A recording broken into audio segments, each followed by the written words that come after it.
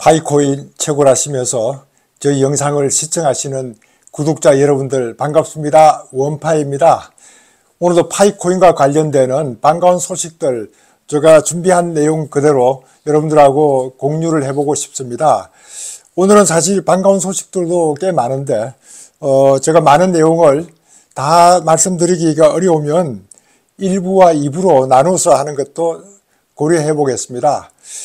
파이 네트워크에서 상당히 우리가 진행해 나가는 그런 과정 중에서 재미있었던 것은 이제 파이 네트워크가 글로벌 런칭 준비를 하고 있는 것 같다 하는 이런 걸 통해서 EU라든가 영국이라든가 중국, 미국 등에서 그 파이 네트워크의 트레이드 마크를 등록을 해서 실제 이제 사용 가능하도록 만들어져 가고 있는 이런 것들을 확인을 할 수 있었습니다. 여기에는 뭐 클래스 9과 클래스 42 이렇게 나와 있는데 여기에 이제 상표 내용 자체는 블록체인 기술을 이용하여 암호화폐 트랜잭션을 관리하기 위한 다운로드 할 수 있는 컴퓨터 소프트웨어다. 이렇게 이제 파이 네트워크를 정의를 했습니다. 이렇게 해서 사용은 아마 퍼스트 유저가 12월 12일, 2018년도 12월 12일부터 사용하는 걸로 일단 되어 있고, 클래스 42에는 이 다운로드 할 수 없는 임시 사용 관련되는 것도 포함되어 있어서 이렇게 클래스 9과 클래스 42가 등록이 되어 있는 그런 거고, 이 등록 발효는 5월 28일, 금년도 5월 28일에 서비스가 가능하도록 이렇게 만들어져 있습니다. 이런 것들이 하나씩 이렇게 그 파이 네트워크가 오픈넷 가기 위한 준비 단계다. 이렇게 보고 저희들께 상당히 반가운 소식이 아니었나 이렇게 생각이 듭니다. 그리고 이제 그 파이 네트워크가 내용이 어떻게 되어 가고 있는지가 상당히 궁금하고 하고 있는 중에 그 조조 파이 분이 상당히 재밌는 그런 기사들을 많이 올리고 있습니다. 제가 몇 번 소개를 했던 그 미스터 코사시라는 분이 이런 그 컴퓨터 프로그램의 전문가가 파이 네트워크와 관련돼서 어떤 내용들을 올리고 있는지를 살펴보는 내용들을 제가 언급을 했는데, 이번에는 이제 그 이 양반이 아티클 1에서부터 지금은 22까지 이렇게 아티클을 이렇게 계속 올리고 있는데 내용이 상당히 많습니다. 다 들여다보기도 어렵지만은 중요한 것만 간단하게 설명을 드리면은 아티클 20에는 파이 코인의 가격을 설정하는 방법 이렇게 나와 있습니다. 이 상당히 흥미스러운 일이고, 파이 코인을 어떻게 설정하는가 이런 것이 나와 있었는데, 물론 이제 거기에는 이제 파이 크립토 커넥터에서 파이코인 프라이스 매니저라는 이런 그 코딩이 나와 있으니까 여기에 set the 파이코인 price to 얼마 이렇게 나와 있는데, 여기에서는 이제 샘플인지는 몰라도 price to 314159 달러가 들어가 있습니다. 이건 하나의 뭐 샘플이라고 보고 314159를 그 설정했다 이런 뜻으로 받아주기는 곤란하지 않느냐 하는 생각이 우선 드는데, 여기에 the set 파이코와 price 갈로 열고 price가 이제 어떤 내용으로 들어갈 것인가,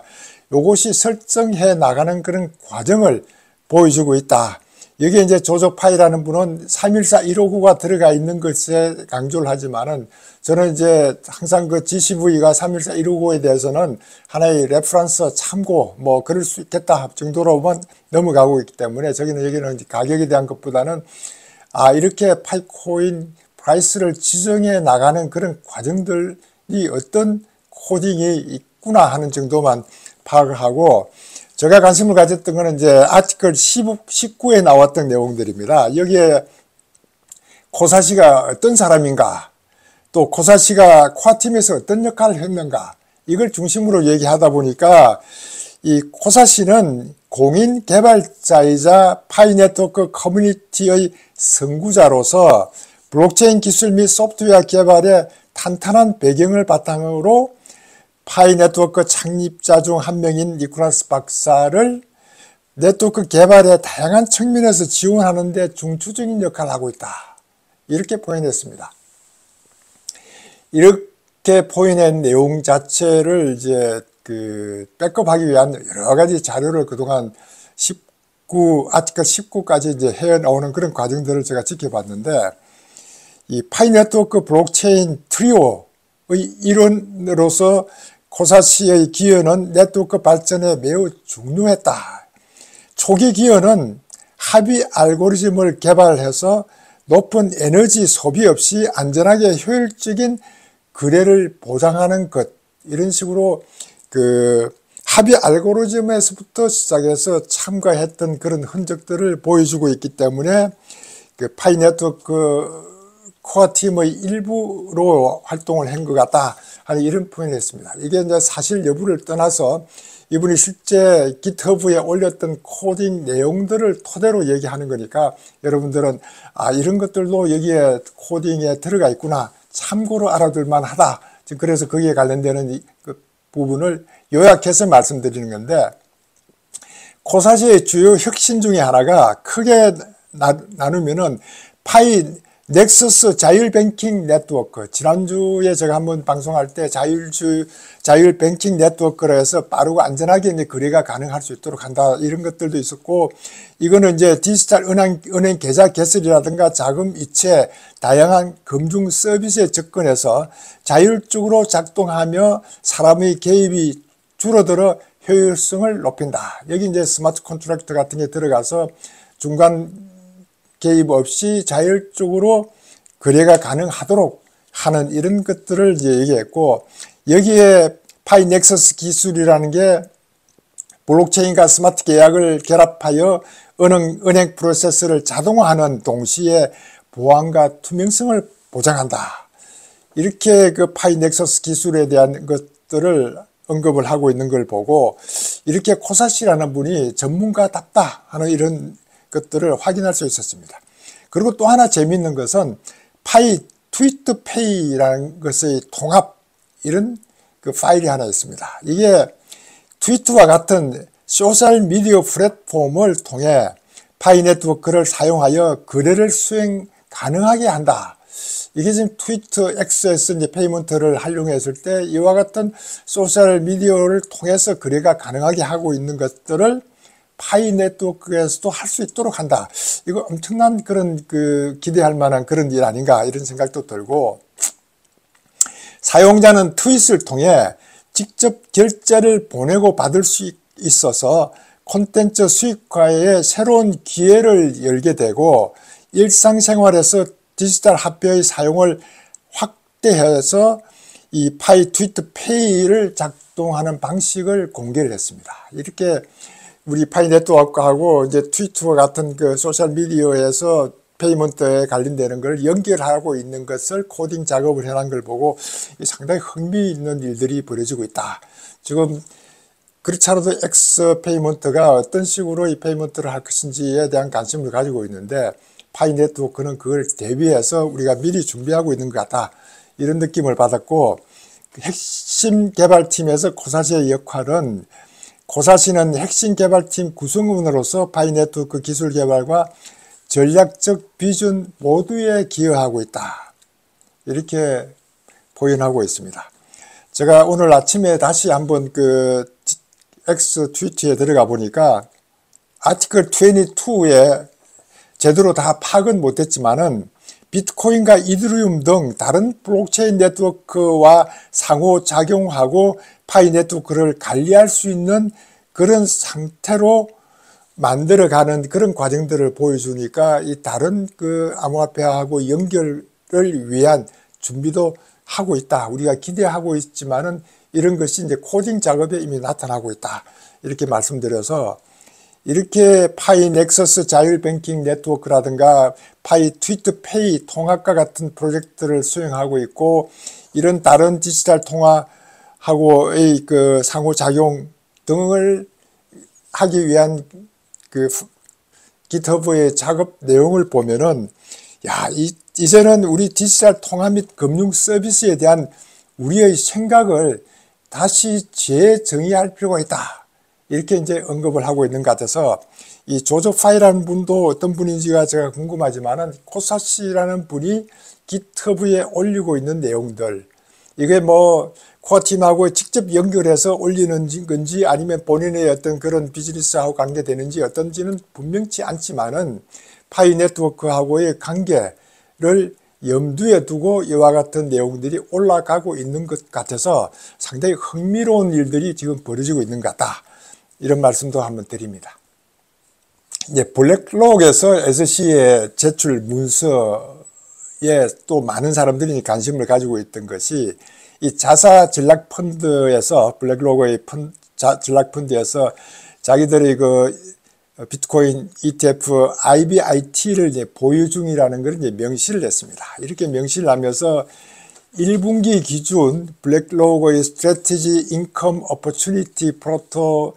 포트폴리오에서 비트코인 익스포저가 있었다. 비트코인 이제 노출이 있었다는 걸 이제 밝히면서 약 356만 달러 상당의 블랙록 비트코인 현물 ETF를 보유하고 있다. 이렇게 이제 공식 홈페이지에서 블랙록의 공식 홈페이지에서 해당 펀드를 투자자에게 매력적인 수익, 포트폴리오 다각화를 제공하는 유연한 채권 전략 이렇게 이제 홍보를 하고 있는 걸 보고 야 정말 그동안 세계 최대 자산 운용사가 이게 블록체인 암호화폐에 관심을 가지기 시작한 지가 이 공개적으로 얘기한 지가 정말 얼마 되지도 않았는데 이렇게 큰 변화를 이루어지고 있다. 제가 처음에 블랙록의 레리 핑크를 소개할 때에도 뭐 반신반의하면서 이 양반들이 본심이 뭔가 하면서 이제 걱정을 하면서 소개를 하긴 했는데 지금은 말과 행동이 그대로 이루어지고 있기 때문에 이 암호화폐 세상의 변화는 정말 제가 유튜브 시작할 때부터 강조한 그대로를 가고 있는 것 같다 하는 느낌이 들어서 여러분들께 말씀드립니다. 이 블랙록의 비트코인 보유량은 이제 그레스케일이 가장 그동안 많았었는데 그레스케일을 추월했다. 이렇게 이제 기사가 나와 있었고 이제 그레스케일에서는 이제 세계 최대 비트코인 ETF를 가지고 있다는 것에 수식어를 삭제했다. 이런 내용도 들어가 있습니다. 이렇게 세계 최대 자산 운용사인 블랙록은 이와 같은 식으로 이제 암호화폐 그 현물 비트코인 ETF와 또는 지금 신청해 놓고 있는 이더리움의 현물 ETF에 초점을 두고 있는 것하고 스테이블코인은 이제 USDC에 스포트를 함으로써 USDC의 그 서클사를 관리하고 있는 이런 입장이고 또 이더리움 기반 블록체인에서 비들이라는 토큰을 출시해서 상당히 이쪽 비즈니스를 자산 토큰화에 굉장히 강하게 나가고 있는 정말 말 그대로 블랙록은 암호화폐 자산 토큰화에 올인하고 있는 것 같다는 느낌도 제가 받았습니다. 제스트 슬립자, 제스트라면 이제 비트코인 디파이 생태계에 그 이더리움을 능가할 수도 있다. 이런 표현을 썼습니다. 우리가 이제 디파이라고 그러면 주로 이더리움을 생각하고 있고 이더리움을 얘기할 때 디파이를 생각할 정도로 이 디파이는 이더리움을 기반으로 하고 있는데 비트코인을 토대로 한 디파이가 이더리움을 능가할 수도 있다. 이런 얘기를 하는 것 때문에 많은 사람이 관심을 가지고 기사화되어 있었습니다. 이렇게 이 암호화폐 대출 프로토콜인 제스트 프로토콜이 지금 한 350만 불 투자를 해서 받아서 이제 상당히 확장시키고 있는 이런 슬립자가 비트코인 레이어 2 솔루션이 충분히 개발되고 사용자 신뢰까지 확보된다면 비트코인 디파이 생태계가 이더리움을 능가하는 것도 불가능한 일이 아니다. 이렇게 강조를 하고 있습니다. 이렇게 이 이더리움의 디파이를 능가할 정도로 비트코인 레이어 2 생태계가 그 디파이를 하기 시작하면은 엄청난 큰 변화가 올 것이다라는 걸 예측하고 있어서 제가 가끔 이제 디파이, 디센트럴라이즈 파이낸스에 대한 얘기를 여러분들에게 가끔 소개를 하는데 아직 우리 이제 파이코인에서는 이 디파이 기능이 충분치 않기 때문에 우리가 구태 디파이까지 할 필요가 있느냐 싶어서 제가 말씀을 많이 드리진 않지만은 그래도 파이코인에도 디파이에 관심을 안 가질 수가 없습니다. 왜냐하면 파이코인에 지금 우리는 이제 1차 락업한 상태여서 우리가 1차 락업한 상태에서의 보상은 이제 거기에 따라서 채굴률을 상당히 올려주는 이런 것 때문에 우리는 이제 보상을 받는 거고 이게 바로 이제 어떻게 보면 디파이의 기능 중에 하나라고 보고 2차 락업도 곧 이제 시작이 된다고 하니까 2차 마이그레이션이 끝나면은 이제 2차 락업을 할 것이냐 말 것이냐를 고려해야 되기 때문에 이 디파이가 과연 얼마나 효율적일지 그러면 채굴률을 또 얼마나 올려줄지 이와 같은 것에 관심을 가지고 이와 같은 것은 암호화폐 산업 전체에 엄청난 큰 파급 효과가 오기 때문에 우리가 각 블록체인을 이해하려고 그러면 그 블록체인에 갖추고 있는 디파이 생태계도 알 필요가 있다 싶어서 가끔 제가 여러분들께 얘기를 하고 있고 이러다 보니까 이제 이런 그 디파이 기능이 생기면은 이 금융하고의 어떤 문제가 상당히 복잡해질 것 같으니까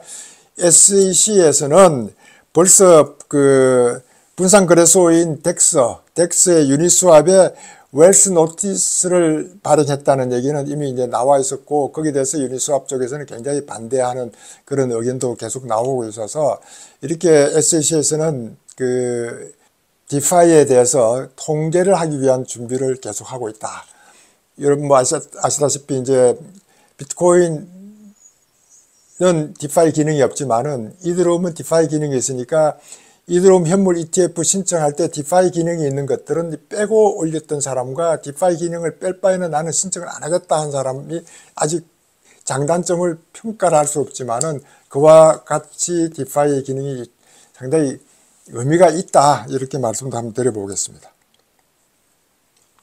그러다가 이제 최근에 SEC에서는 디파이의 법인 등록을 요구하는 규칙을 제안했다 해서 이게 상당히 이제 우리 그 암호화폐계에서는 우려하고 있는 이런 거고 저는 뭐 내용을 보니까 뭐 5천만 불 이상일 경우를 얘기하길래 뭐 우리하고는 별 관계가 없는 것 같아 싶어서 이렇게 디파이 법인 등록 요구 사항이 크게 뭐 영향을 미칠 것 같지 않다 하는 이런 것 때문에 언급을 안 드렸는데 이게 디파이가 지금 우리가 그 관심을 많이 가지고 있는 리플과 스텔라 중에서도 이 리플 XRP 렛츠에서도 디파이 기능이 상당히 많이 들어가 있고 여기에 좀 더 활성화시키기 위한 노력들을 많이 하고 있는 것 같아서 이것이 이제 파이 네트워크와의 관계가 어떻는지 싶어서 여러분들께 가끔은 이 리플의 자만 거기에 들어가 있는 덱스 그거와 또 연결되어 있는 아노도스라는 그런 그 디파이 기능들은 새롭게 기관들의 디파이를 위해서 지금 활동하고 있도록 준비하고 있는 이런 과정들 이런 것들이 우리에게 관심을 계속 가지게 만드는 요인 중에 하나다 이런 말씀을 좀 드립니다.